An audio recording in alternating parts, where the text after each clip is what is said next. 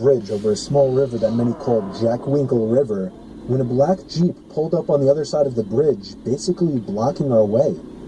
We turned around and hurried away. We were the types of kids to obey the stranger danger rules. We could hear the windows of the Jeep rolling down, and a man with a raspy smoker's voice called for us to come back. He was yelling for help, asking us for directions. I yelled sorry, and we continued to hurry away. The Jeep couldn't fit over that small bridge, so it pulled away and drove down the road on the other side. We thought we had made our escape from the creepy driver, when here came an SUV barreling around the corner and down the street, slamming on the brakes in front of us. Once again, the driver rolled down the windows. Now with them right next to us, we could see there were two passengers in the car as well. An old guy with gray curly hair and a mustache in the backseat, who also had a raspy smoker's voice, told us to get in the car, that they have free bags of candy. The Jeep banged a three-point turn and tailed us wherever we went. At one point, the Jeep finally accelerated past us, came to a stop, and the back and front passenger side doors opened, and the two creepy men stepped out lunging at us. We dropped our bags of candy and ran straight for my house, which was in sight now. We rang the doorbell desperately at least 20 times. The old men that were chasing us couldn't run fast, and when they saw us running to my house, they turned back.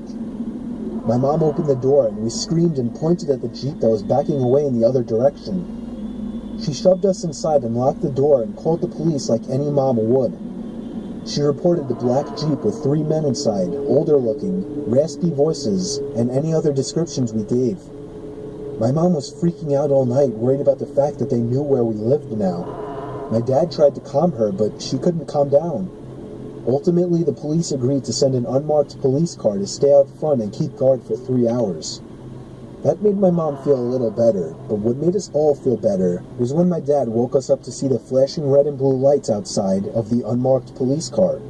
They had pulled over an SUV, a black Jeep, and 3 men were in cuffs.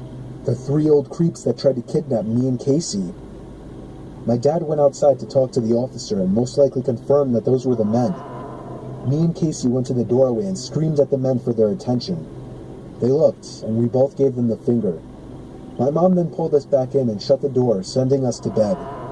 We went from the worst night of both of our lives to ultimately the best night of our lives. This story took place on Halloween night. I took my 7-year-old daughter, Jamie, trick-or-treating for a few hours, and when we got back, I cooked dinner, we watched TV together, and then I sent her to bed. I was feeling especially tired that night, so I brushed up and went to sleep. Shortly after, my daughter entered the room and told me there was someone in her closet. I assured her there was no one in her closet. She asked to sleep with me, but I once again assured her that she was safe in her room. She reluctantly went back to her room and shut the door. I made a mental note that if she came back again, I would walk her to her closet and show her that there's no one in there. Surely enough, 5 minutes later, she came back. I asked her why she thought there was someone in her closet. She responded saying she heard someone moving around and things falling over. Honestly, when she said that, it kind of made my heart jump for a second. I walked her to her room and turned on the lights. I jokingly asked, "Is anybody in there?" We stood and listened. I didn't expect to hear anything. There it was, a thud from inside the closet. I screamed at Jamie to run to the neighbors and call the police.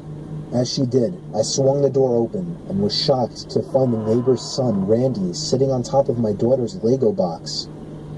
I grabbed him by the collar of his shirt and yanked him up aggressively. I walked him angrily back to his parents' house next door and found Jamie ringing the doorbell. When they answered, I shoved him inside right into his father and explained everything. I told him I wouldn't press charges, but if I ever caught him near my daughter again, they would all be sorry. Randy's dad, Mark, slapped him across the face, then asked me to come inside to allow Randy to explain himself. Me and Jamie both went inside.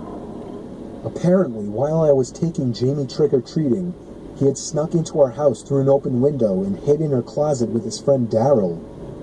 I asked him if this Daryl kid was still in my house. He said yes. I told Jamie to wait with Mark while I ran back into my house, and right as I entered, there he was. This Daryl kid, uglier and shadier looking than Randy. He had my daughter's underwear in his hand. What I did next was completely out of fatherly protective anger. I grabbed the little shit by the throat and threw him to the floor, slapping him 4 times in the face, then hesitantly allowing him to get up and leave. The only reason I didn't call the police was because of my close friendship with Mark. But I made my point very strongly that if they ever so even waved to my daughter again, they would be in the news the next day. We went back to sleep. I let Jamie sleep with me after that incident. She was horrified. The next morning, I found a small drill hole in her closet door. The sick little bastards were spying on my daughter while she slept, at the same time playing with her underwear. Maybe you don't understand the horror of this story unless you're a parent, but there are many days where I think I made a mistake not calling the police. I still can, but nothing has happened since, and I figure I shouldn't create more trouble now. Jamie's 13 now, and that creep Randy has since gone away to college.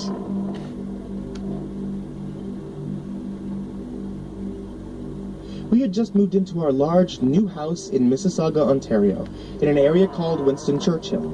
It was Halloween night, and my parents, my 4 other sisters, my brother and I were unpacking our stuff in our new bedrooms. We had just finished and were talking to each other about leaving our old schools and friends behind. My mother called us to do chores. I was really tired since it was 11:30 at night, way past the trick-or-treating buzz, and we had to do chores now? It seemed to take forever, but when I was done, I decided to go to my bedroom and get some sleep. I heard what sounded like footsteps in the upstairs hallway. Thinking it was my brother or sister, I got up to shout at them for bothering me while I was sleeping, but there, as far as I could tell, there was no one there. I rushed down to the basement where my parents, sister, and brother were considerately working. I asked them all if they had been upstairs, and they replied no. Now I was getting pretty freaked out, but I had to believe it was just my imagination and shrugged it off as if it had never happened. I went back to my bed, which was now freezing cold. I had to put on a sweater. It was just too cold. I woke up in the middle of the night around 12:30 a.m., after everyone had gone to sleep. I heard this loud banging sound that seemed to be coming from my parents' bedroom. I thought it might be my brother or sister waiting to get a drink of water, but was too scared to go alone. I was wrong. The banging continued, getting louder by the minute. I couldn't get to sleep, so I decided to check it out. I walked into the hallway, and believe me, there was no one there. As I walked in, the banging seemed to stop. I stared at the door, only for a quick moment before deciding to go back to bed. After a couple of minutes, the banging started again. Now I was totally chilled to my very last bone. I tried to sleep again, but I couldn't. Very typical of me. The door to my bedroom creaked open, as if someone were pushing it lightly. But it was too dark to see who or what could have caused it. Hey! What the hell are you doing? Who is it? Let me go back to sleep. Very light footsteps began to move closer to my bed. I thought it was one of my sisters, until I turned onto my side after the footsteps stopped and saw a figure standing next to my bed. A figure at least 7 feet tall. I choked the urge to scream. Nothing came out. I lay there in unimaginable horror as the figure finally said, "Boo." That was when I screamed at the top of my lungs and covered my eyes, when my parents thrust open the door to my room and flicked on the light. There was no figure there. There was no figure by my bed. I cried out everything to them, the thumping, the figures. My siblings came into the doorway and watched me freak out. I asked my parents if they heard the knocking on their door. Surely they must have. It was their door, after all.